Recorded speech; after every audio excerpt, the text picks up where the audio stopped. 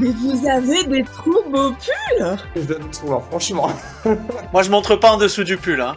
Non, Solène, bouge la tête comme ça. Ton pompon, il est sur ton nez. je crois que la moustache est pas sur le nez, ça marche pas. Je peux me déguiser en Mario, en Freddie Mercury et en Magnum, donc j'ai que 3 choix de déguisement. On va la mettre comme ça, c'est pas grave. Mais on est au top là. Eh, elle est belle cette réunion Zoom. Oh, oh, oh. Mais parce qu'il y a l'accent en plus. C'est beau. L'accent.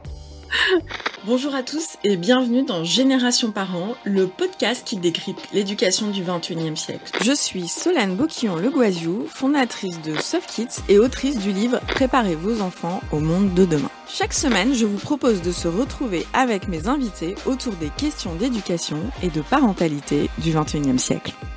Cette semaine, on va vous parler de Noël. Toute l'équipe est réunie. Et chacun va vous apporter des petites astuces pour un Noël zen en famille. Alors, on va avoir des jeux, des quiz, on va rigoler. Préparez-vous pour 1 heure, 45 minutes à 1 heure de fun, mais je pense qu'on va plutôt être sur 1 heure. Et aujourd'hui, donc, on a toute l'équipe. Donc, je vais pas tous... donc, vous faites tous coucou. Sinon, ça va être trop long. On va commencer. Alors, ça va être un peu compliqué, je pense, des fois, pour ceux qui nous suivent en podcast en audio. Ceux qui nous suivent en podcast en audio, je vous invite peut-être à passer sur YouTube, déjà juste pour voir nos têtes. Parce que, en fait, toute l'équipe est en pull de Noël. Donc, en fait, c'est une espèce de, comme le dit Baptiste, notre moteur, une réunion d'équipe Zoom, mais en amélioré et un peu plus fun. Et donc, il y aura pas mal de choses en visuel. Donc, si vous êtes en audio, peut-être passer sur la chaîne YouTube Soft Kids pour pouvoir nous regarder. Alors, pour savoir qui va parler, j'ai décidé de faire un petit quiz. Donc, j'ai demandé à toute l'équipe de Génération Parents de m'envoyer ses chaussons. Comme ça, un peu, on en connaît un peu plus sur la personnalité des gens, parce que c'est vrai que les chaussons, ça veut dire souvent beaucoup de choses. Et donc, celui qui va parler et qui va démarrer, c'est celui qui va trouver à qui appartiennent ces chaussons-là. Donc, je partage avec l'équipe. Alors, à votre avis, qui porte ces chaussons-là? Juline. Émilie. Anélia. Alors, pour ceux qui nous écoutent, c'est des chaussons Triceratops. On peut dire ça. Ah non, mais t'as un master en dinosaure en plus, Solène. Ouais, c'est ça. Bon, c'est Barbara qui a gagné. Ces chaussons appartiennent à Juline. Donc, on apprendra que notre super prof, on la visualise, a des chaussons Triceratops. Juline, une histoire derrière ces chaussons. Et en plus, ils ont un nom. Ah bon? Triceps et Triton. Ah, d'accord. Bon, alors du coup, on commence avec Barbara. Alors Barbara, qu'est-ce que tu avais prévu de nous partager pour ces fêtes de Noël? Toi, la pro de l'équilibre des vies, de la zénitude, qu'est-ce que tu nous partages? Alors, c'est surtout, vous savez, le cordonnier plume à chaussée parfois. Alors, mais autour de Noël, c'est toujours un peu d'excitation. Mais Noël, c'est une fête que j'adore. Alors, il m'a fallu plusieurs années pour trouver le Noël idéal en tant que parent. Vous savez, ce Noël où tout le monde est content, moi y compris. Cette fête magique où on s'imagine dans Love Actually avec Hugh Grant dans la cuisine. Une maison décorée à l'américaine, sans grand-tante qui râle parce que la dinde est trop cuite et sans beau-frère qui s'ouvre la main avec le couteau à huître. Oui, on a tous démarré à Noël aux urgences à cause d'une huître qui ne voulait pas s'ouvrir ou d'une gastro attrapée au détour d'un petit four mangé avec ses doigts à la fête de Noël du bureau ou de la crèche. Alors, spoiler alert, ça n'arrive jamais comme prévu. On est souvent plus proche de maman j'ai raté l'avion que d'épouser Hugh Grant. Et pourtant, on continue à y croire. En tout cas, je continue à y croire parce que j'ai essayé plusieurs formules pour trouver The Perfect Christmas. Alors, au début, j'ai cru que tout gérer moi-même était la clé du succès. Je me disais, Organisé chez moi, c'est parfait. Je contrôle tout, le menu, la déco, les jeux apéro et surtout les cadeaux et l'heure du coucher de mes propres enfants.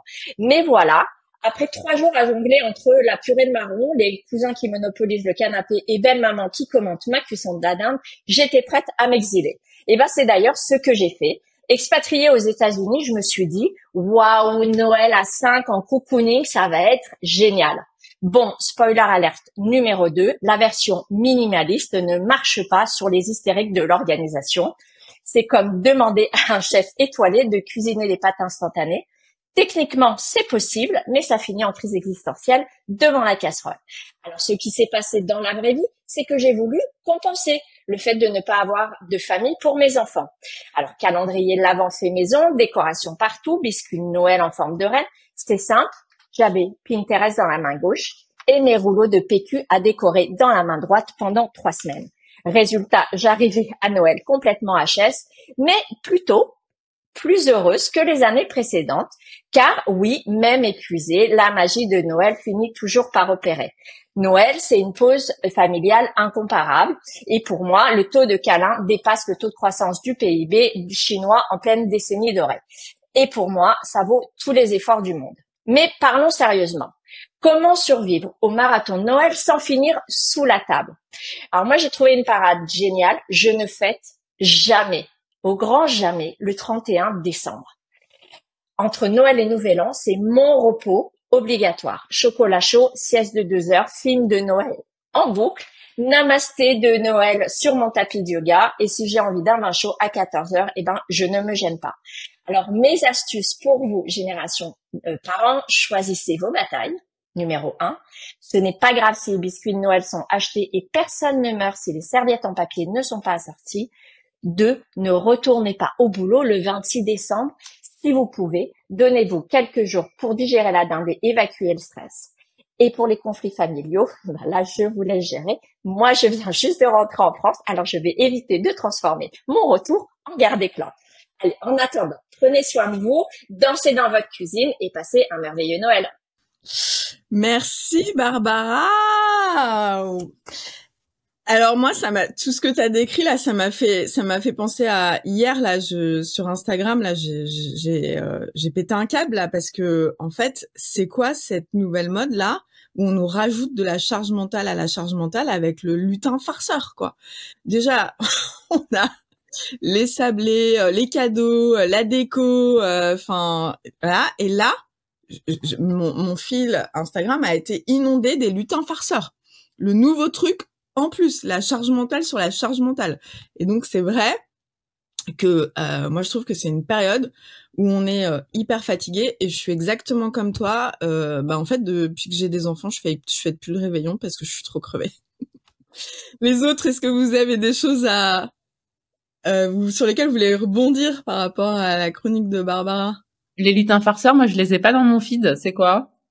Eh ben en fait, c'est un nouveau truc. Je crois que ça vient des États-Unis, Barbara, non, le lutin farceur. Ouais, c'est sûrement. Effectivement, je sais pas. Mais oui, sûrement. Fait, c'est tout le monde achète un petit lutin et tous les jours le lutin il fait des farces en attendant Noël.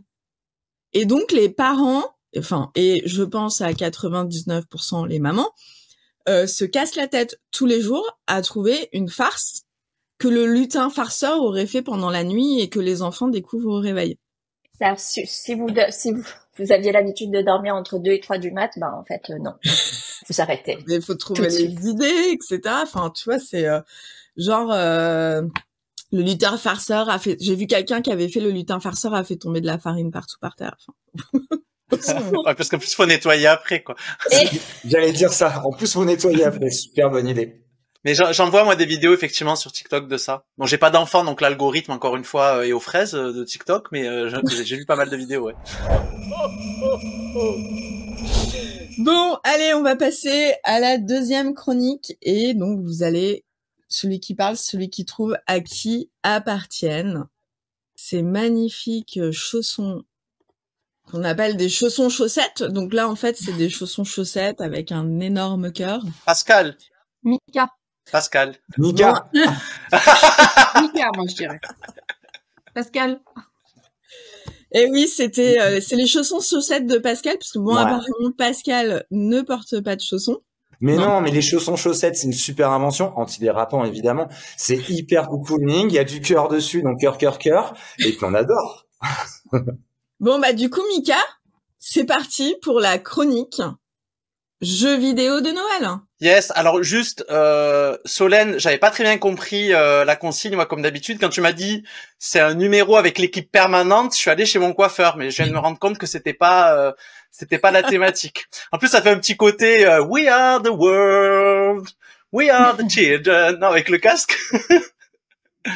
Ouais, mes petits conseils pour Noël, bah pour les jeux en famille, on va aller sur les classiques, Overcooked ou Mario Kart, c'est toujours cool, c'est coopératif, c'est Attends, accessible. Mika, je te coupe tout de suite. Ouais, Les classiques Overcooked. Je sais pas ce que c'est Overcooked. Bon. Overcooked, c'est un petit jeu où tu dois cuisiner, tu dois gérer une cuisine, ça va très très vite, ça se joue à plusieurs. C'est très sur la surcharge cognitive, un enfer pour les TDAH. Si vous avez un enfant TDAH, ne le faites pas jouer à Overcooked. Moi, c'est typiquement le type de jeu auquel je peux pas jouer, mais par contre, c'est très très rigolo en famille avec les enfants. C'est accessible un petit peu à toute la famille. Et Mario Kart, tout le monde connaît. Mario Kart, c'est un classique. Oui. Ah ouais. Ensuite, pour des jeux à deux, un jeu très très cool dont j'avais entendu parler depuis un petit moment, je viens à peine de m'y mettre, ça s'appelle It Takes Two. Donc c'est vraiment un jeu qui va mettre en avant l'importance de la coopération, de la communication et de la réconciliation dans les relations humaines.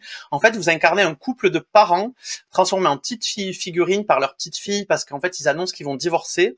Et en fait, elles pleurent sur des petites figurines et les parents se retrouvent incarnés dans les figurines et vous devez ensemble, les deux parents, surmonter des épreuves autour des défis du quotidien pour un couple. Donc c'est vraiment une fable sur reconstruire son couple, sur la collaboration. C'est très très sympa. Et après pour les plus grands, moi je conseille Spider-Man, Miles Morales, Spider-Man, un super héros que tous les enfants ou ados aiment bien. Ce qui est génial, c'est que vraiment il y a une histoire riche, mais surtout pour une fois, on joue un héros d'héritage afro-américain et portoricain. Donc il y a vraiment aussi vachement de choses sur ses origines, sur les thèmes sociaux contemporains, sur les thèmes de l'immigration. Donc ça permet d'avoir un jeu assez accessible dont les enfants vont avoir envie de jouer, et en seconde lecture, et c'est toujours ça qui est intéressant dans le jeu vidéo, avoir un petit peu des sujets impactants, et comme tu le sais, c'est ça qui me tient à cœur. Mais ça, c'est pour c'est pour les parents ou pour les parents et les enfants? Il y a des enfants Là, qui c'est jouent à jouer. Spider-Man, ouais, bien sûr. Non, le deuxième, excuse-moi. It Takes Two. Tout à fait, les deux. Tout à fait.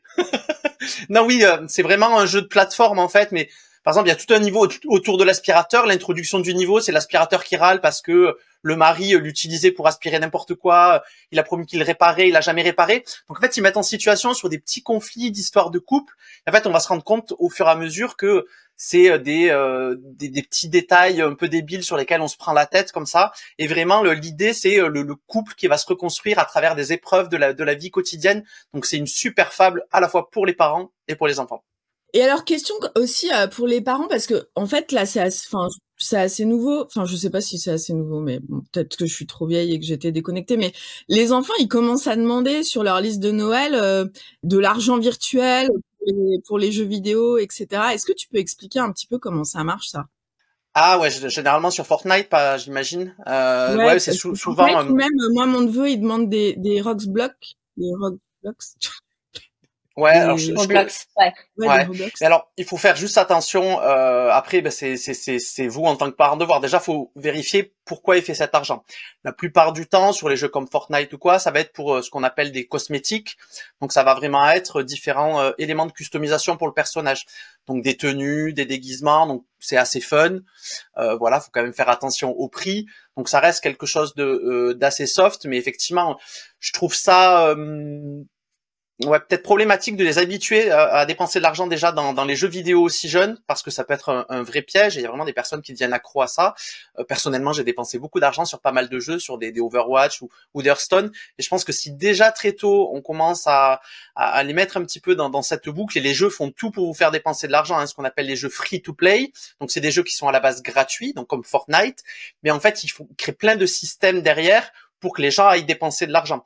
Donc Fortnite, c'est un jeu par exemple qui c'est un des plus gros jeux au monde aujourd'hui, avec énormément de joueurs, parce qu'il est gratuit, et ils ont énormément d'argent pour ce qu'on appelle les microtransactions. Donc c'est des petits éléments de customisation, pas très chers, mais en fait quand on multiplie ça par des milliards de joueurs, c'est comme ça qu'ils sont devenus incroyables. incroyablement riche sur Fortnite.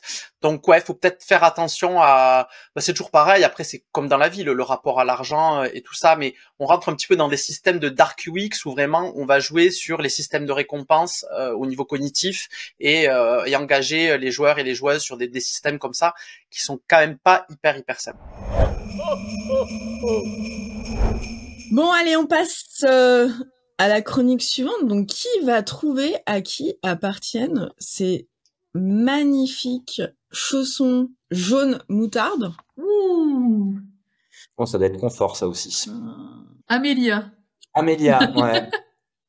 Enfin, Mais parce ah qu'Amélia, ouais. elle sourit là, tu vois, comme ça, Ouais. genre, les chaussons, on va donc c'est... C'est Elle est pas poker face, c'est genre, ils sont trop bien, mes chaussons. Vous voyez que comment je ne peux pas jouer au loup-garou, par exemple. Tellement, Ah oui. tellement. Ça se voit. Donc, c'est Marie qui a trouvé... Attends, c'est qui a dit Amélia? Ouais, je suis juste avant Pascal, je Non. crois. Vas-y, Ouais. Marie, tout va bien. C'est toi, Pascal? Marie l'a fait juste avant. Vas-y, Marie.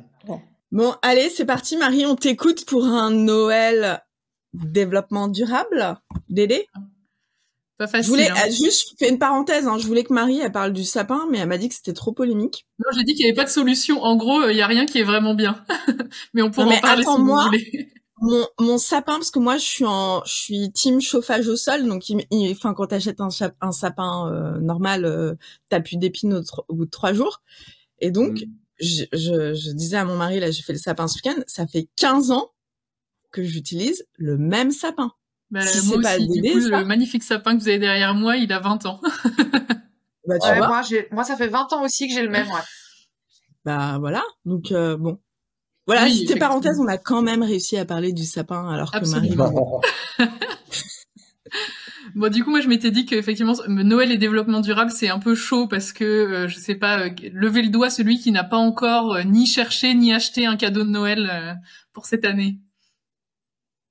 Ouais, Pascal, Moi, team last faire à minute. l'arrache.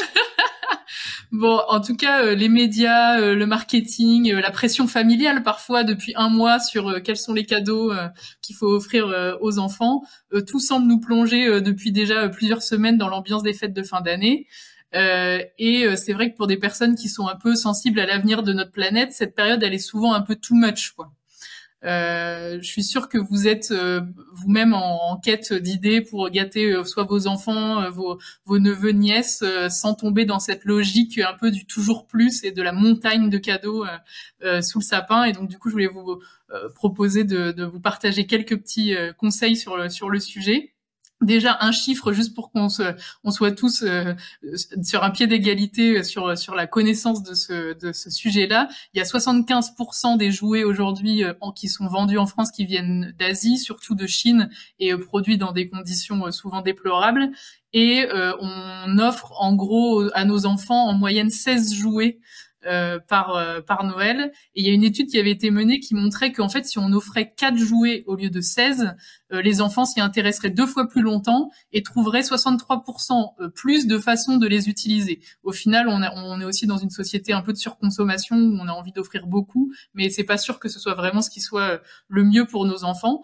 En tout cas, dans les façons dont on peut réduire ou réorienter cette consommation, en gros, c'est les conseils, c'est les cadeaux d'expérience. Vous avez probablement déjà fait ça, mais en gros, plutôt que d'offrir un Xème justement jouet en plastique, d'offrir un spectacle, d'offrir un atelier créatif ou des balades en poney, j'en sais rien, ou une nuit en cabane dans les arbres. Au final, c'est un moment qu'on va partager avec l'enfant et souvent c'est des souvenirs qui sont impérissables et qui sont vraiment canons. La deuxième chose évidemment, c'est full soutien aux entrepreneurs engagés, au Made in France. Il y a plein d'initiatives. Enfin, vous devez en voir partout sur vos réseaux et c'est le moment aussi parfois de privilégier des acteurs de l'économie locale, des artisans, des créateurs de votre région et d'en profiter pour valoriser leur travail. Et souvent c'est un bon moment aussi de faire découvrir leur travail à d'autres. Le troisième, c'est la question du papier cadeau. On en avait discuté avec Solène en disant finalement le fameux papier cadeau jetable qui finit avec des poubelles remplies à la fin. Aujourd'hui, il y a plein d'autres options que vous connaissez sûrement, du tissu, on appelle ça du furoshiki avec la façon de le nouer et de pouvoir le récupérer, même des journaux ou de la réutilisation de boîtes, etc. On peut être super créatif sur le papier cadeau et éviter d'en racheter chaque année. Et puis la dernière chose, c'est le seconde main. Aujourd'hui, on arrête les complexes. Il y a quelques années, on se disait ah oui, mais bon, c'est quand même un peu la loose d'offrir un cadeau qui a déjà vécu, etc. Aujourd'hui, ça se démocratise. Sur les plateformes, on voit plein de gens qui remettent en vente les cadeaux quand les enfants grandissent et dont ils n'ont plus besoin. Moi, dans l'école de mes enfants, on a fait un groupe WhatsApp où en fait, avant la période de Noël, chacun revend les cadeaux, enfin les jouets dont ils n'ont plus besoin. Ça cartonne parce que du coup c'est du local, on s'échange à la sortie d'école les cadeaux, etc. Donc c'est un bon plan et c'est hyper facile à mettre en place. On a des cadeaux qui sont de voilà encore en bon état et voilà, c'est vraiment hyper local et c'est sympa. On crée des liens aussi avec des personnes qu'on connaissait pas de l'école ou du quartier. Donc voilà, il y a plein de façons en tout cas aujourd'hui d'adopter un Noël et de garder la magie de Noël sans forcément tomber dans cette surconsommation et voilà, donc du coup je vous encourage à essayer de mettre ça en place cette année. Super Marie. Qui a déjà fait des cadeaux seconde main? C'est vrai que c'est un tabou ultime. Alors moi, je l'ai fait pour la première fois l'année dernière.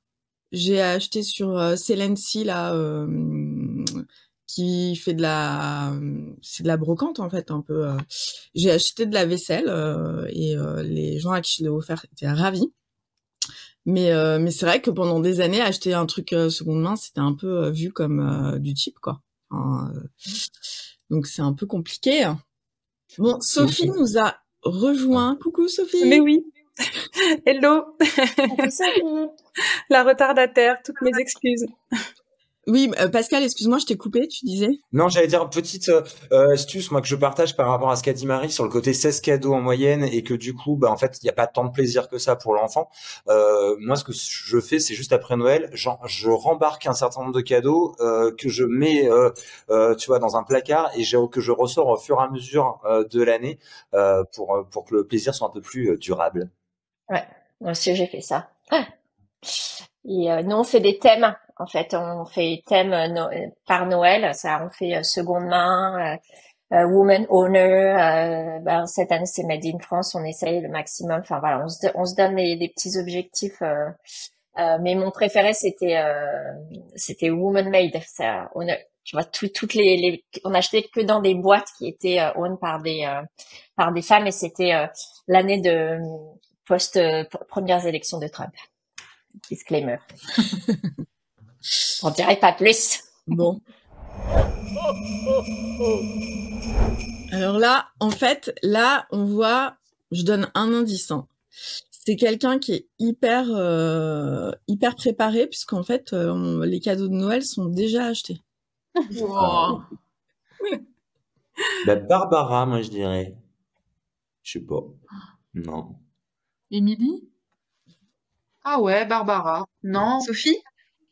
Ouais, Barbara, peut-être.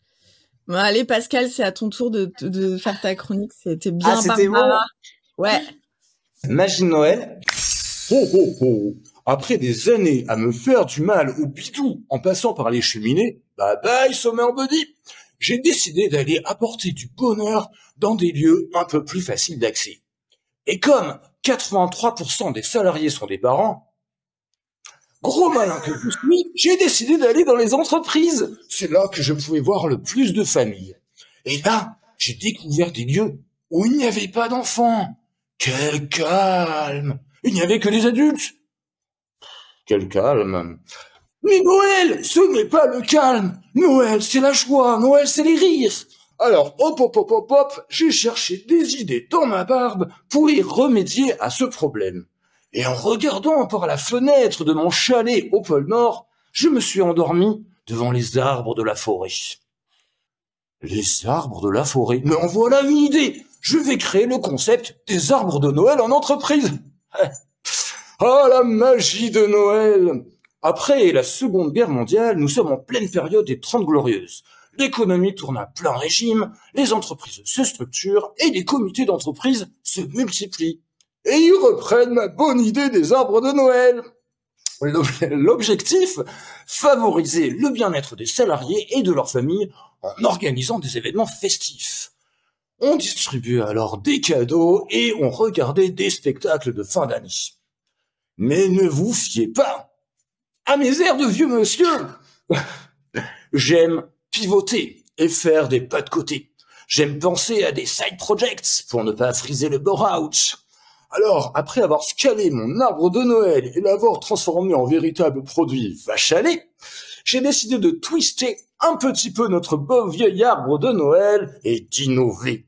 Alors, j'ai fait du test and learn, mais j'ai quand même besoin de vous. J'ai expérimenté plein d'idées et vous allez me dire si elles sont réalisables et vraies ou si je me suis un petit peu emballé le pom-pom.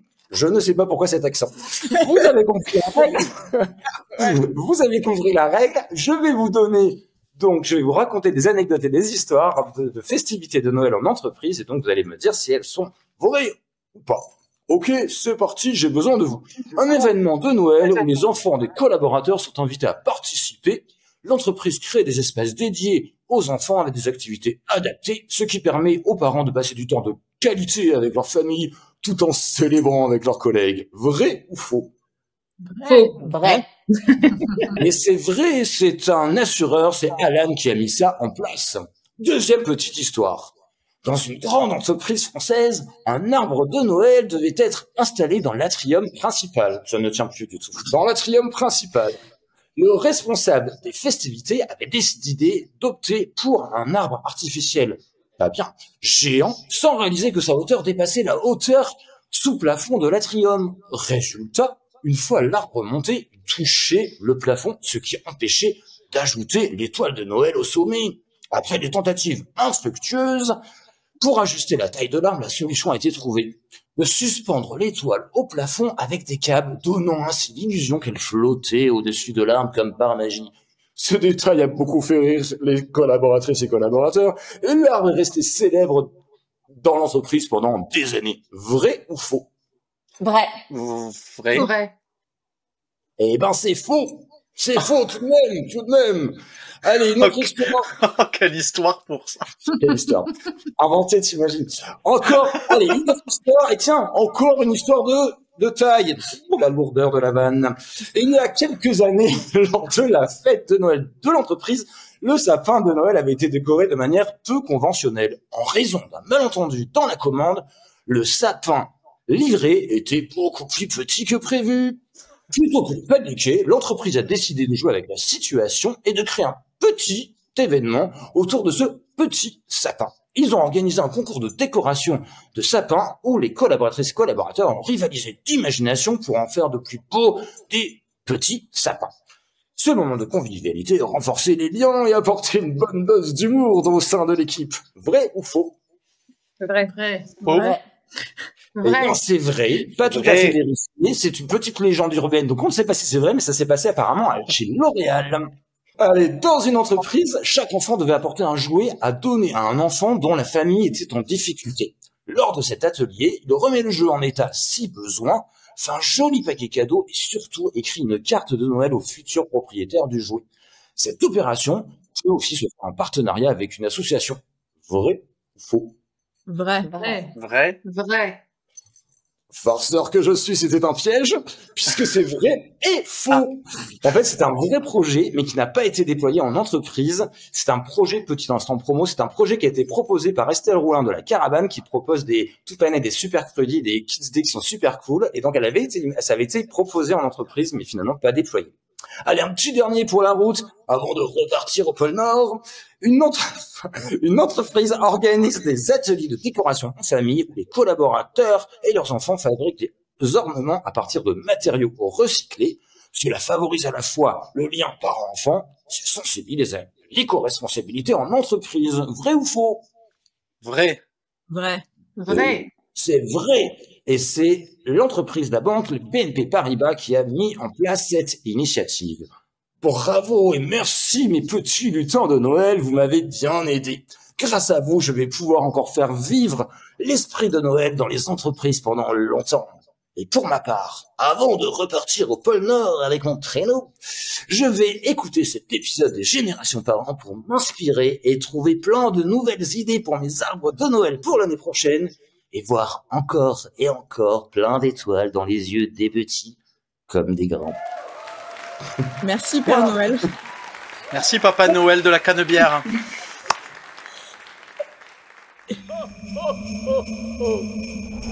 Alors, à qui appartiennent ces magnifiques chaussons? Oh, c'est beau. Oh, c'est chaud ça aussi, c'est bien. Émilie. Ouais. Donc, c'est à Émilie. Oui. Et Émilie, elle va nous donner l'anecdote. Eh ben, je n'avais pas de chaussons et Solène, à force de me parler de chaussons, m'a trop donné envie, donc je les ai achetés.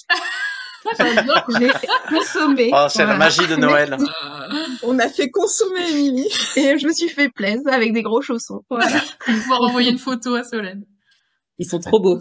Ils sont beaux, Donc, hein. du coup, c'est Barbara qui a trouvé, c'est ça? Non, c'est moi. Non. C'est toi, Amélia? Ouais. J'ai cru que c'était Barbara. Bon, et ben, c'est parti. Amélia va nous parler de numérique un peu. Bah oui, alors moi j'ai choisi de vous faire un petit cours de ChatGPT. Ah, Ouais, parce que je suis personnellement hyper fan d'IA générative et de ChatGPT. Et à la fois, j'essaye de réduire mon empreinte carbone. Et du coup, je me retrouve face à cette contradiction d'être subjuguée par un outil qui est quand même fantastique, mais d'être aussi consciente de son empreinte écologique qui est assez colossale. Et donc, j'ai essayé de résoudre cette équation insoluble en vous proposant un prompt et en vous partageant son résultat. Alors, le prompt est le suivant. Écris-moi un conte de Noël pour illustrer ta capacité créative. Je veux qu'il soit adapté aux enfants de 6 ans, qu'il dure 2 minutes 30 chrono, qu'il ait une belle morale, notamment écologique, qu'il valorise la diversité et l'inclusion et l'importance de protéger notre planète. Je veux que les enfants se sentent heureux en lisant ce conte, qu'ils rient un peu et qu'ils soient émus. Et donc, c'est parti pour le résultat. L'histoire s'appelle Le sapin de toutes les couleurs. Il était une fois dans un petit village niché au cœur d'une forêt enneigée, un sapin bien particulier. Contrairement à ses frères verts et fiers, ce sapin avait des aiguilles de toutes les couleurs. Rouge comme les fraises, bleu comme le ciel, jaune comme le soleil. Mais chaque année, au moment de Noël, personne ne le choisissait pour décorer sa maison. Les autres sapins le taquinaient. « Tu es trop bizarre avec toutes tes couleurs, personne ne veut d'un sapin comme toi. » Et le petit sapin coloré baissait ses branches, triste et solitaire. Mais dans le village vivait une petite fille nommée Léa. Léa adorait observer la forêt et inventer des histoires. Et cette année, ses parents lui avaient dit qu'ils ne pourraient pas acheter de sapin pour protéger la forêt et éviter de couper les arbres. Petit clin d'œil à Marie. Un matin, alors qu'elle jouait dehors, Léa aperçut le sapin multicolore. Elle s'approcha, émerveillée. « Oh, mais tu es magnifique, on dirait que tu portes déjà des décorations. » Le sapin, surpris, balbutia. « Ah bon, tu trouves? Mais je ne suis pas comme les autres. » « Mais justement, répondit Léa en souriant, pourquoi vouloir être comme tout le monde? Tu es unique et c'est ce qui te rend spécial. » Léa rentra chez elle et elle eut une idée. Elle rassembla les enfants du village et leur expliqua. « Cette année, on va décorer le sapin dans la forêt. Pas besoin de le couper. Chacun apporte quelque chose de chez lui, un ruban, un biscuit ou même une étoile fabriquée en papier. » Et le jour de Noël, tous les enfants se réunirent autour du petit sapin. Ils l'ornèrent de 1000 trésors faits maison.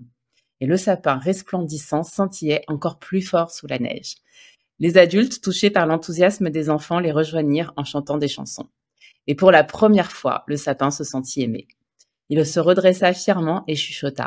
« Merci Léa, tu m'as montré que mes différences étaient ma plus grande force. » Depuis ce jour, chaque année, le village célèbre Noël autour du petit sapin coloré sans jamais couper un arbre. Et la forêt, joyeuse, résonne des rires et de chansons. Morale, chacun de nous, avec nos différences, a une place précieuse dans ce monde et en protégeant la nature, on crée une fête encore plus belle pour tous. Voilà. Donc, j'ai demandé à ChatGPT quelle avait été l'empreinte carbone de cet échange et il m'a dit un échange comme celui-ci représente une empreinte de quelques grammes de CO2 comparable à la consommation énergétique d'une ampoule LED allumée pendant 10 à 15 minutes. Magnifique histoire. Ouais, c'est bien, ouais. Bah, alors, j'ai toujours cru que ChatGPT n'était pas très créatif. Finalement, il est là. Tu me démontres l'inverse, Amélia. Eh ben, ce qu'il faut retenir, c'est voilà, je pense que le prompt était pas trop mal aussi. Voilà, J'ai c'est mis ça. des choses dans le prompt. Mais il est très créatif, hein. Enfin, moi je l'appelle elle. Pour moi c'est une fille, donc je dis, elle est très créative, je trouve. Enfin, moi elle m'impressionne des fois. Et mais il nous reste pas mal de chaussons là. Hein. À qui sont ces magnifiques chaussons? Mika. Ouais, Mika. Enfin, c'est ses chaussettes surtout. Sa deuxième paire de chaussons, puisque comme il a. Ouais, je dois rétablir la vérité. Chaussons mocassins suébés. Oui, parce que mes vrais chaussons, c'est ceux-là. C'est mes chaussons imitation mocassin à gland quand même. Mais comme j'avais pas compris la consigne comme d'habitude, j'avais mis la photo pour tout le monde, donc j'avais gâché la surprise. Faut qu'on fasse attention aux consignes avec. Ben, je suis TDAH, c'est la base d'un TDAH, c'est qu'on n'écoute pas les consignes. Bon, alors du coup, c'est qui là qu'a dit Mika? C'est Émilie? Julie. Eh ben alors, Émilie, on est parti pour le conseil zen de Noël. Du coup, autour des émotions, les enfants sont parfois dans une attente assez interminable et ça peut être assez compliqué de leur faire attendre ces 24 jours. Et pour les plus petits, c'est aussi compliqué de gérer la notion du temps. Donc, je vais vous montrer ce que moi j'ai fait chez moi, ce qui permet en fait d'optimiser. Pardon, moi si je disparais, je réapparais. Le temps, c'est que j'ai créé depuis plusieurs années un calendrier de l'Avent interactif que j'ai fait moi-même avec de la récup de tout ce que j'avais à la maison, donc vraiment le tissu, etc. Et en fait, dedans, j'y ai mis quelques petits bonbons, chocolat, etc. Mais surtout, j'ai créé une histoire. J'ai écrit une histoire que j'ai découpée en 24 petits morceaux. Et donc, c'est une histoire que, comme dit Amélia, on peut faire par ChatGPT si on n'a pas l'imagination, pas l'envie, pas le temps, etc. Et si on aime bien, moi, j'adore ça. Donc, je suis déjà en train de penser à l'année prochaine ce que j'allais faire comme histoire. Donc, c'est vraiment mon truc. Donc, j'ai écrit une histoire, j'ai fait 24 petits papiers. Et puis dedans, j'ai donné des petites activités ou des petites choses à faire. Alors je vous dis tout de suite, je me suis pas fait une surcharge. Enfin, j'avais pas envie de rajouter des choses, mais au contraire, ça vous fait gagner du temps et de l'énergie parce que je peux vous assurer qu'ils sont focus sur ce calendrier de l'Avent et ils adorent ça. Donc en fait, chaque jour, il y a une petite chose à faire. Donc là, l'histoire, c'est une étoile qui a été perdue, une étoile d'un arbre de Noël, le Père Noël, un lutin qui part à l'aventure pour la retrouver. Et donc la première journée, il devait tout simplement dessiner une étoile. Là, après, c'était le petit lutin laisse des traces dans la neige, donc ils ont mis leurs empreintes sur la petite feuille, etc. Et hier, le lutin passe à travers un pont, et ce pont, on l'a reproduit à la maison en faisant tout un parcours, en fait, tout simplement. Et en fait, parfois c'est très simple, hein, c'est réfléchis à ce que tu as fait de bien dans l'année, parce que j'aime bien aussi leur rappeler des choses, la magie un peu de Noël au fond. Et qu'est-ce que tu as envie de donner comme cadeau, toi aussi, et qu'est-ce que tu as envie de faire, etc. C'est vraiment des petites choses. Fais un dessin, fais une danse, etc. L'idée était vraiment là de canaliser leur attention, qu'ils soient pas focus sur cette attente qui est difficile, donc comme je disais, à gérer en termes de temps, de durée, et qui peut engendrer aussi de la frustration. Donc, voilà, ça les occupe et je peux vous assurer que ce calendrier de l'Avent, il a déjà 2 ans et il va avoir 5-6 ans. Enfin voilà, je l'ai fait une fois et c'était une activité et puis voilà. Vous pouvez aussi, j'avais pensé aussi à faire un fresque de Noël, c'est-à-dire que tout simplement vous mettez 24 jours et à côté vous rajoutez un petit dessin, un petit autocollant, une petite chose. Voilà, chaque jour égale sa petite attente et du coup ça canalise l'énergie et l'attention. Autre chose que je fais, justement pour canaliser cette énergie, parce que en fait on est trop focus sur cette journée et qu'est-ce qu'on fait en attendant? Donc ma fille qui est un peu plus grande, qui va bientôt avoir 9 ans, je lui ai proposé de créer ses propres cadeaux pour la famille. Donc en fait on va créer les cadeaux, elle va créer les cadeaux, donc ça nous occupe aussi pendant la sieste du plus petit, parce que lui il croit encore au Père Noël. Mais donc du coup on va créer des cadeaux pour les membres de la famille qu'elle a décidé. Donc je vous donne un exemple, c'est un prototype. Donc c'est pas encore voilà, c'est une boîte en forme de part de gâteau. Voilà, c'est juste une boîte en forme de part de gâteau parce que ma sœur adore cuisiner, donc on va lui fabriquer ça. Et dedans, on va mettre des petites recettes, tout simplement sur un papier, on va lui glisser ça. Et tout ça, c'est fait en carton que je récupère à chaque fois, je garde les cartons, je prépare ça, et enfin moi, on fait les prototypes un peu foireux, mais après, ça devrait aller. Et donc, ma fille est hyper impliquée. Donc, pareil, je lui partage l'idée que c'est une vraie préparation. Il y a plein de choses autour de Noël et que si elle voulait dépenser sa petite argent, j'ai dit écoute, tu peux créer aussi, fabriquer.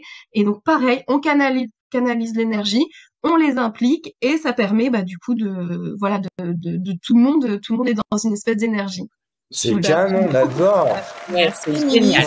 J'adore. Le dernier d'histoire là, c'est. Ouais. Et en fait, je me suis dit, en t'écoutant, je me suis dit, moi, vu que j'en ai déjà fait plusieurs, je vais peut-être les mettre sur mon site à disponible, enfin, que ce soit disponible, que les gens puissent télécharger, puisque moi, vu que j'aime bien faire ça, etc., je les mets, et puis comme ça, les gens téléchargeront et auront leur petite histoire. Mais oui, parce que nous aussi, on a un calendrier réutilisable. Je l'ai acheté à la naissance de ma fille, elle a 5 ans maintenant. Alors, j'avoue, moi, je mets des bonbons industriels dedans. Mais des morceaux d'histoire, c'est tellement une bonne idée. C'est trop une idée. Ouais. Super idée. Et sur les trucs à faire tout seul, moi, ça me rappelle, je me dis faut peut-être que je fasse ça aussi avec mes fils, mais moi, je pense que j'ai passé au moins 4-5 Noëls à faire, bon, après, les pauvres, mais à faire des cadeaux en pâte à sel. C'est l'activité, enfin, je faisais des paniers, des maisons, des trucs que tu pouvais accrocher. Bon, c'est pas top parce qu'après, ils ont plein de pâte à sel, mais c'était pas mal. Ça m'occupait. Ça les occupait. Et oui. Ça Voilà. Les adore. Ouais. Et c'est ça le truc, c'est d'être occupé, quoi. Ouais. Eh ben, merci beaucoup, Émilie, pour toutes ces super astuces. Bon, alors, allez, on continue avec les chaussons. Il reste, bon, alors, à qui ça, c'est Solène. C'est des tiens Solène. Oui. Avec les paillettes. Bah oui. Moi, toujours, des paillettes. Non, mais en fait, j'en ai, alors, pour l'anecdote, moi, j'ai 3 paires de chaussons. Ah ouais. Et moi, j'ai des chaussons à paillettes, des chaussons en or, et j'ai des chaussons en forme d'oiseau. Voilà. Mais voilà, moi j'adore les chaussons. C'est un truc qui me plaît bien. Bon, et du coup, c'est Barbara qui l'a dit, mais alors c'est Sophie ou c'est Juline qui fait la chronique? Moi, je vais y aller. Juline, tu vas? Alors Juline, est-ce que Noël, c'est le bon moment pour parler un peu pédagogie avec nos enfants? Mais complètement, c'est complètement le bon moment d'utiliser des choses concrètes pour l'apprentissage. Et en fait, ça reprend toutes les idées que vous avez données depuis le début. C'est-à-dire qu'on va cuisiner avec ses enfants, donc on va utiliser les mathématiques. C'est le moment d'utiliser la règle de 3, c'est le moment de prendre une recette et de dire la recette est pour 4 et nous on est 9. Comment est-ce qu'on va faire la recette, de l'appliquer vraiment à des cas très très très concrets. Et moi c'est un conseil que je donne souvent aux parents qui me disent mon enfant a des difficultés avec les mathématiques, c'est mettez des mathématiques au quotidien sans que ça se voit. Dans la cuisine notamment, mais ça va être aussi dans les cadeaux de Noël qu'on va acheter. Il y a une réduction, comment on calcule les pourcentages, tu as tant d'argent de poche à dépenser pour le cadeau de mamie, comment tu peux faire des additions, des soustractions. Ça va être vraiment très très pratique pour les quantités, pour les mathématiques. Et pour la géométrie, on peut utiliser la décoration de la maison. Comment on va faire pour le sapin? Où est-ce qu'on peut le mettre? Est-ce qu'il passe? Si je relève un sapin de 2 mètres dans un petit carré, c'est un théorème de Pythagore. Donc ça fonctionne. Mais on peut ça utiliser. y est, j'ai trouvé à quoi sert le théorème de Pythagore. Merci. J'allais dire la même chose. Enfin, on sait à quoi ça pour les sert. déménagements. Ça pouvait servir. Enfin, tu déménages un meuble, est-ce que tu peux le relever, l'armoire? C'est ça, c'est Pythagore. Okay. On peut aussi travailler l'écriture, le français, l'orthographe avec la lettre qu'on va écrire au Père Noël, ou faire travailler les enfants justement sur écrire des contes de Noël, écrire des histoires, écrire des petits mots dans les petits paquets de gâteaux qu'on va donner. Ça va permettre de travailler la structure, la syntaxe, la grammaire, l'orthographe, ça va être vraiment super intéressant. On peut travailler les langues aussi à Noël en allant apprendre des chants en anglais, en espagnol, en allemand, en néerlandais, enfin la langue que vous souhaitez.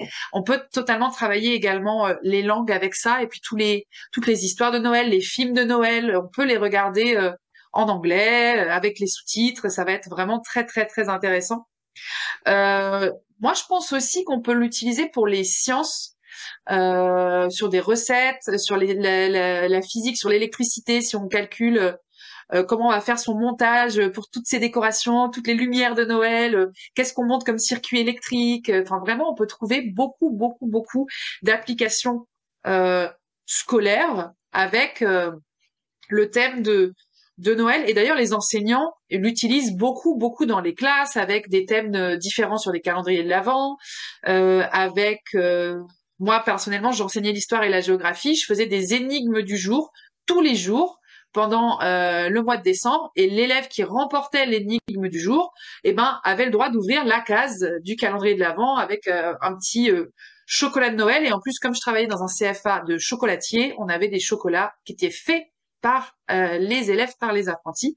Et donc, les énigmes, ça peut être ce qu'on veut quand on est enseignant, ça peut être une expression à retrouver quand on est professeur de français, ça peut être des phrases à traduire quand on est professeur de langue ou de langue vivante ou de langue morte. Ça peut être des énigmes autour de calcul pour les mathématiques ou pour les sciences. Et moi, en histoire, c'était l'énigme du jour. Donc aujourd'hui, on est le 19 décembre. Est-ce que vous savez ce qui s'est passé le 19 décembre 1490? Aucune idée. Et donc, les élèves ont le droit de poser des questions. Ils demandent, est-ce que c'est en France? Est-ce que c'est politique? Est-ce que c'est culturel? Est-ce que c'est scientifique? Et ils vont trouver, comme ça, au fur et à mesure, que c'est le mariage d'Anne de Bretagne avec son tout premier mari, Maximilien. Et que Anne de Bretagne a été mariée 3 fois parce qu'elle avait un territoire tellement important et tellement riche qu'à chaque fois qu'elle se retrouvait veuve, on disait non, on va épouser Anne de Bretagne pour ramener la Bretagne dans le territoire. Et c'est comme ça que la Bretagne a fini par devenir française avec son mariage avec Charles VIII et Louis XII. Et donc moi je fais ça et l'élève qui gagne, il remporte le calendrier. Donc on peut utiliser vraiment pour le scolaire et pour l'apprentissage les thèmes de Noël. Canon, super. En tout cas, là, tu nous as donné plein d'idées pour très pratiques pour essayer d'apprendre avec Noël. Merci beaucoup, Juline. Et donc, on passe au dernier chausson. Et là, nous avons les traditionnelles charentaises, qui sont évidemment les chaussons de Pascal. Non, on a déjà fait Pascal. Ah oui, c'est bien les chaussettes, cœur. Pardon. Et les chaussons. Sophie. Eh oui, Sophie. c'est moi. Eh oui, moi j'ai pas les chaussons à paillettes. On passe des chaussons à paillettes aux charentaises, comme ça, sans transition. Mais c'est vrai que c'est très moche, il faut le dire. Franchement, je le consens, je l'avoue. Mais c'est confortable. C'est confortable. Mais qu'est-ce que c'est agréable. C'est génial. Ouais. C'est génial. Et en fait, moi, je porte jamais de chaussons. Contrairement à toi, Solène, voilà. Je sais que ça vous intéresse, mais je ne porte jamais de chaussons, sauf quand il fait très froid. Je suis tellement contente d'avoir mes charentaises, mais elles ne plaisent qu'à moi. Je tiens à le préciser. J'ai droit à plein de remarques dans la famille, parce que voilà. Ouais, mais il y a un moment donné dans la vie où le confort prime sur l'esthétique, c'est tout. Voilà, c'est comme ça. C'est that's life, quoi. Voilà. C'est ça. Et puis avoir chaud, c'est plutôt sympa, et voilà. Donc je les ai envoyés vraiment tels quels dans leur jus, quoi. Voilà. Bon, alors Sophie, tu nous parles de quoi? De fake news, de médias, de critiques, je sais pas. Qu'est-ce que tu vas nous... Alors du coup, je sais pas si vous en avez parlé avant, mais oui, je vais parler de podcasts, d'activités qu'on peut faire sans écran. Et je suis sûre que oui, vous écoutez énormément de podcasts certainement avec vos enfants, mais je trouve que c'est vraiment des moments privilégiés pendant les vacances, parce qu'on est tout le temps très sollicité par les écrans, et peut-être encore plus à Noël avec les films à voir en famille, même si c'est super sympa aussi. Les podcasts à écouter en famille, c'est quand même des chouettes moments sans écran. Et ce qui est vraiment sympa, c'est que ça développe la concentration. Ça laisse un souvenir fort. L'écoute est extrêmement puissant, quoi, dans ce monde où tout est tout le temps très visuel, et dans ce monde des réseaux sociaux où notre attention est est sans cesse utilisé, manipulé, voilà, et pour scroller indéfiniment. Je ne sais pas si vous avez vu passer le nouveau terme qui vient de sortir, c'est le fameux le terme choisi par l'université d'Oxford comme étant le mot de l'année, désigner le mot de l'année qui est brain rot, qui veut dire littéralement putréfaction de cerveau, pour désigner le fait de scroller sur des contenus drôles, enfin, des gens qui se cassent la figure, enfin, et ainsi de suite, et donc de rester là-dedans complètement happé pendant des heures à scroller comme ça, le brain rot, voilà. Et ben pour contrecarrer un peu tout ça, écoutons des podcasts en famille, et ça fait partie des cadeaux de Noël aussi. Enfin la boîte Merlin, il y en a plein maintenant qui font des trucs absolument géniaux. Et voilà, qu'est-ce que je peux ajouter de plus? Moi, je sais pas, vous faites certainement ça, mais ce que je trouve sympa, c'est que les podcasts, on peut les écouter ensemble et pas juste, voilà, comme on va lire une histoire, ben on va écouter une histoire, et je trouve que c'est vraiment un temps qui prépare au sommeil, à la détente, qui est super sympa à partager. Et puis il y a toute la série Quelle histoire qui met en avant maintenant des femmes, justement, toute cette tout ce problème qu'on a aujourd'hui qui est l'invisibilisation des femmes dans l'histoire. Eh bien, il y a des podcasts qui font, voilà, en ce moment des choses super avec. Il y a Nouvelle Héroïne qu'on avait reçue au premier épisode. Nouvelle Héroïne, exactement. Le podcast de Céline Steyer. Mais moi, je sais on en consomme beaucoup avec les enfants. Quelle histoire. Même on a écouté Tintin aussi en podcast. Ah oui. Ouais, c'est France Info, je crois, qui fait Tintin. Super. Ou France Inter, je sais plus. France Inter. Et puis sinon, on écoute Encore une histoire. Ouais, de Benjamin Muller. Ouais. Ouais. Non. Oui. Et vous connaissez Raconte-moi une bêtise? Ah non, on connaît pas celui-là. Alors c'est tout petit, c'est vraiment des petits podcasts de 5 minutes. Et je trouve ça très très drôle parce que les enfants adorent qu'on raconte des bêtises, qu'on raconte nous ce qu'on a fait comme bêtises quand on était petits. Et là on a vraiment ça.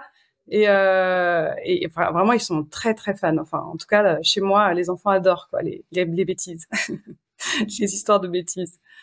Alors moi je m'interroge par contre sur les podcasts. Je suis curieuse d'avoir votre avis justement sur les podcasts pour ados. Parce que chez moi en fait les enfants grandissent et écoute de moins en moins de podcasts, et je me disais mais est-ce qu'il y a une offre podcast ado? Je n'ai pas eu le temps de faire de recherche, mais est-ce que vous en connaissez? Je serais curieuse de savoir, et comment est-ce qu'on peut faire écouter des podcasts aux ados, parce que c'est vrai que on a tendance à l'oublier après. On est vraiment podcast. Toi Solène, t'as un aîné qui est un peu grand maintenant, il écoute encore des podcasts? Ouais, mais en fait moi il consomme pas du podcast, il consomme vraiment du YouTube. Moi c'est vraiment YouTube. Et en fait, ce que je m'aperçois, c'est qu'ils regardent beaucoup de documentaires sur YouTube. En fait, des YouTubeurs, mais qui font des super documentaires. C'est plutôt ça qui va regarder. Et puis évidemment, ce matin, je lui disais le gouvernement a sauté. Il me dit oui, je sais. Hugo Décrypte a fait un live. Ah, excellent. Et donc en fait, c'est aussi Hugo Décrypte. Mais c'est vrai que faut que je creuse le sujet, parce que j'ai pas creusé sur écouter des podcasts. Mais de la même manière qu'il y a on se dit que les ados lisent plus. Alors ils lisent plus et ils écoutent plus de podcasts, quoi. Ouais, ils lisent, ils lisent autrement, ouais, parce que t'as des plateformes t'as plein de plateformes, de comics book et de BD et de manga, gratuits. Et donc, du coup, ils lisent, mais ils lisent autrement, ils lisent sur leur téléphone. Je pense que on a fait une émission là-dessus, mais c'est comment on déplace tous les apprentissages sur un téléphone qui sont à partir de 13-14 ans, qui ne quittent plus la main. Mais aux États-Unis, il y a des podcasts pour les ados. Et en France, t'en as aussi, mais enfin c'est vrai que du coup c'est plutôt 12-14, mais qui décryptent l'info, qui sur France Inter, qui existe. mais qui sont pas niches, si tu veux. Je pense que l'avantage du podcast, c'est qu'il faut que ça soit hyper niche, parce que cet âge-là, ça change tellement vite. Tu vois, tu t'adresses pas à une enfant de 14 comme une fille de 14 comme tu t'adresses à un garçon de 16 ou même de 15. Tu vois, ça change hyper vite, ça change en fonction du genre, ça change en fonction de l'âge. Donc il faudrait des podcasts hyper niches, et c'est pour ça que ils regardent YouTube, parce qu'en fait ils trouvent leur niche, et les YouTubeurs, c'est des nicheurs. Enfin. Et donc on arrive à la dernière partie de cette émission. On peut pas terminer cette émission sans un quiz. Donc là j'ai fait un quiz de Noël sur les films de Noël. Donc vous êtes prêts? Donc là, normalement, c'est facile, hein. C'est plus... Juline, elle est au taquet. Juline, elle est au taquet. Mais de toute façon, Juline, sur le dernier quiz, elle a tout déchiré, quoi. Elle parle Jones, hein, je peux vous le dire. Ah ouais. Mais non, mais ouais. Moi, je passe ma vie à créer des jeux, des quiz, des ateliers pour les élèves, et je peux jamais jouer. Ouais. Ah. Mais la semaine dernière, on a enregistré avec Balance pour ta Balance, et là, on a fait un quiz cours d'écré maternelle. Et pour une fois, Pascal était meilleur que le prof. Ouais, je suis hyper content. C'était la première fois. Mais là, j'avoue, sur les films de Noël, je suis pas sûr, là. Allez, on est parti. Dans le film Le Grinch, qui vole Noël? Bah, le Grinch. C'est une bonne réponse, Juline. Juline, elle est au taquet. Il faut lever la main, il faut buzzer sur un truc, il faut lever la main, Alors, dans le film Maman, j'ai raté l'avion. Pourquoi Kevin se retrouve-t-il seul à la maison pour Noël? Bon, allez, si vous voulez, pour faire durer le suspense, j'ai les possibilités. 1, parce qu'il s'est enfui. 2, parce que sa famille l'a oublié en partant de vacances. 3, parce qu'il voulait rester seul. 4, parce qu'il s'est perdu dans l'aéroport. Sophie, elle a levé la main en premier. Réponse numéro 2. Ses parents l'ont oublié à l'aéroport. Non, ça, c'est dans le 2. Ah, c'est pas vrai. Dans le 1, c'est sa famille l'a oublié en partant en vacances. Oui. Ah, ouais. Juline, tu voulais répondre. Bon, Juline, t'avais la réponse, Juline, je suppose. Ouais, c'est dans le 2 qu'il... Mais moi, j'ai dit 2. Ouais. C'est dans le 2 qu'il l'oublie à l'aéroport. Enfin, qui se... C'est vrai qu'il y a un 2. Et c'est pas parce qu'il est puni, un truc comme ça, la veille, il est un peu puni dans une chambre, et après, du coup, on l'oublie, non? Il y a pas un truc comme ça dans le... Ouais, il y a un truc comme ça, ouais. Je l'ai vu il y a pas très longtemps avec les enfants, pour le coup. Dans l'étrange Noël de Monsieur Jack, que cherche à faire Jack Skellington? 1, organiser le plus effrayant des Halloween. 2, remplacer le Père Noël et apporter son propre Noël. 3, devenir le roi des citrouilles. 4, créer une nouvelle fête entre Noël et Halloween. Vas-y, Julie. Il veut devenir le Père Noël. Ouais. Et Juline, elle va nous faire un... Elle est forte. 100%. Ouais, Juline. Allez, Pascal, je compte sur toi, là. Dans La Reine de Neige. Ah non, j'ai pas vu. Que fait Olaf, le bonhomme de neige, lorsqu'il découvre l'été? Il fond immédiatement, il rêve de bronzer et de nager dans la mer, il reste à l'intérieur pour éviter la chaleur, il part chercher un parasol. On est nombreux. Allez, qui c'est qui a fait en premier, là? C'est Émilie? Mika, je crois. Mika, vas-y, Mika. Pardon, la 2? Il rêve de bronzer et de nager dans la mer, tu as raison. Ah, c'est ça. Voilà. Allez, la dernière. Dans le Pôle Express, comment les enfants voyagent-ils pour se rendre au pôle Nord? 1, en train magique. 2, en traîneau tiré par des rennes. 3, en montgolfière. 4, en bus enchanté. Ah, c'est Barbara, là. C'est Barbara. En train magique. En train magique. C'est ça. Bravo, bon, c'est encore Juline qui a gagné. On fera les totaux du nombre de quiz gagnés à la fin de la saison. Ouais. Je pense que Juline, elle est bien partie là pour remporter la palme. Moi, je suis un peu déçu parce que je suis à mon 3e téléfilm de Noël avec Lindsay Lohan et il n'y avait aucune question dessus. Écoute, on essaiera la prochaine fois. Elle a fait des films de Noël. Sur Netflix, il y a au moins 5 téléfilms de Noël avec Lindsay Lohan. Sûr qu'elle fasse grand chose d'autre, malheureusement. Ouais. Malheureusement, oui. Bon, c'est la fin de cette émission. C'était très sympa de vous avoir pour cette émission spéciale Noël. Merci à tous pour toutes vos idées pour égayer notre Noël, occuper nos enfants de manière ludique et responsable. J'espère que vous avez plein de bonnes idées. On vous retrouve, on fera une petite pause pendant les vacances de Noël et on vous retrouvera en 2025 avec toute la bande, avec plein d'énergie, plein de nouvelles idées pour vous accompagner dans votre éducation du 21e siècle. N'oubliez pas de vous abonner, de nous laisser un commentaire et on vous dit à l'année prochaine. Merci. Nous espérons que cette discussion vous a donné des pistes pour accompagner vos enfants face aux défis du 21e siècle. Un grand merci à nos invités. N'oubliez pas de vous abonner à notre chaîne YouTube ou de laisser des commentaires sur vos applications de podcast. Et enfin, je vous dis à la semaine prochaine pour un épisode plein de nouvelles idées pour décoder l'éducation du 21e siècle. Merci.